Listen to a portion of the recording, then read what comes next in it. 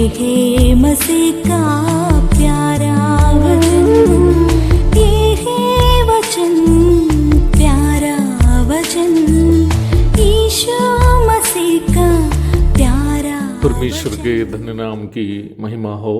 प्रभात मन के सत्र 1656 में आप सभी का बहुत ही विनम्रता के साथ स्वागत करता हूँ। आइए आज के मनन के लिए हम पढ़ते हैं तीतुस अध्याय 1 पद 8। पर अतिथि सत्कार करने वाला, भलाई का चाहने वाला, संयमी, न्यायी, पवित्र और जितेंद्रिय हो। अध्यक्ष में होने का अगला योग्यता यह है कि वो पवित्र होना चाहिए। इस विषय पर मनन करते समय मुझे एक प्रश्न याद आई जो कुछ दिन के पूर्व एक मसीही भाई ने फेसबुक पर खुलेआम पूछा था। उनका प्रश्न यह था कि क्या कोई मसीही ये दावा कर सकता है कि वो पवित्र है? प्रभु यीशु मसीह के अलावा कोई भी ऐसा मनुष्य संसार में पैदा नहीं हुआ जो जन्म से मृत्यु तक संपूर्णता पवित्र था, ना ही और कोई जन्मेगा।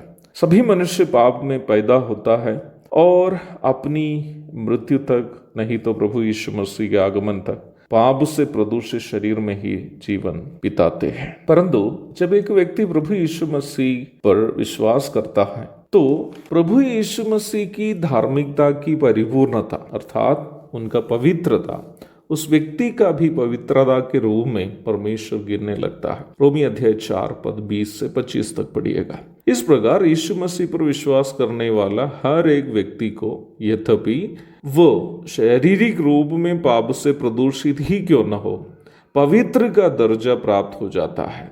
इसका मतलब हर एक उद्धार प्राप्त विश्वासी जब तक वो संसार में जीवन बिताता है, पाप से प्रदूषित शरीर में ही वास करता है। रोमी अध्याय 7 पद 18 से 24 तक पढ़िएगा। परंतु वो यीशु मसीह को उद्धारकर्ता एवं प्रभु के रूप में ग्रहण किए हुए होने के कारण परमेश्वर की नज़र में पवित्र की गिनती में भी है, अर्थात पवित्र होने की पदवी उस व्यक्ति को मिली है। परंतु ये बड़ी दुखजनक बात है कि इस उच्च स्तरीय आध्यात्मिक सच्चाई को सही तरीके से कई लोग नहीं समझते हैं, जैसे हमारे फेसबुक वाले भैया। तब कुछ लोग पूछते हैं, अच्छा इसका मतलब उद्धार पाने के बाद भी विश्वासी पाप में जी सकते हैं, है ना? कुछ लोग इस प्रकार भी समझते हैं कि विश्वासी से पाप नहीं हो सकता, यदि हुआ तो उसका उद्धार नष्ट हो जाएगा। इन दोनों प्रस्ताव या इस प्रकार के दोनों सोच इस विषय पर अज्ञान होने का प्रमाण है। उद्धार पाने के बाद भी अपने पाप से प्रदूषित शरीर में विश्वासी को वर्तमान संसार में जीना पड़ता है, परंतु वो इस बात के लिए उनको लाइसेंस नहीं है कि वो पाप करते हुए जिए। उद्धार प्राप्त व्यक्ति की सबसे महत्वपूर्ण पहचान यह है कि वो अपने शरीर में वास करने वाले पाप के स्वभावों से लड़ते हुए जीवन व्यापन करते हैं। रोमी अध्याय 6 पद 11 से 14 तक पढ़िएगा और पहला यूहन्ना अध्याय 2 3 से 6 तक भी पढ़िएगा।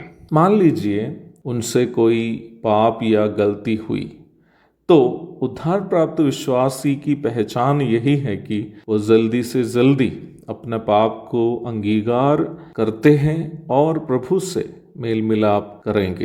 पहला यूहन्ना 2:1।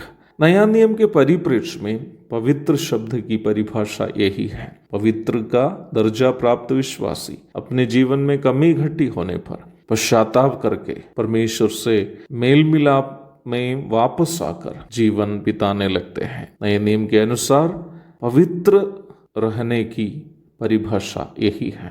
अब हम अध्यक्ष को पवित्र रहने के संबंध में कुछ बातें बताएंगे। जितनी बातें अभी तक बताई गई उससे आप ये अवश्य समझे होंगे कि अध्यक्ष पवित्र होने का ये मतलब नहीं है कि वो जन्म से मृत्यु तक कभी पाप किया हुआ ना हो। फिर इसका क्या मतलब है? फिलिप्पी 3 अध्याय 9 से 11 तक के पदों में प्रेरित पौलुस इस सच्चाई को अपने जीवन से परिभाषित करते हुए हम पढ़ते हैं। समय के अभाव में इस तथ्य को गहराई में समझाना मुश्किल बात है, फिर भी संक्षेप में बताता हूँ। फिलिपियों की पत्री के अध्याय 3 9 से 11 तक के भाग में प्रेरित पौलुस यीशु मसीह की नैतिक परिपूर्णता शरीर में पाने के लिए उनके द्वारा अर्थात अपने द्वारा, पौलुस के अपने द्वारा की जाने वाली कोशिश के बारे में बता रहा है।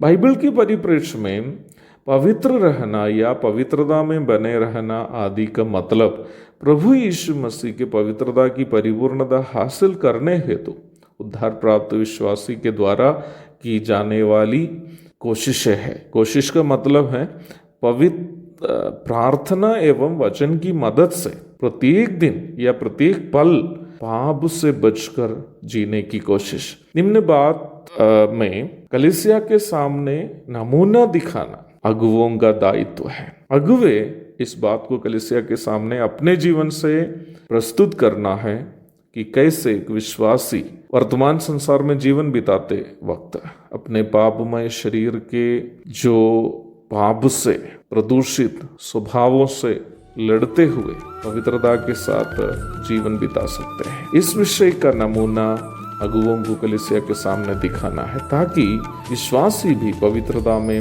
बने रहने हेतु अगुवों का अनुकरण कर सके। एक और शुभ दिन की धन्य कामनाओं के साथ आज का मनन मैं यहाँ समाप्त करता हूँ। प्रभु आप सबको आशीष दे।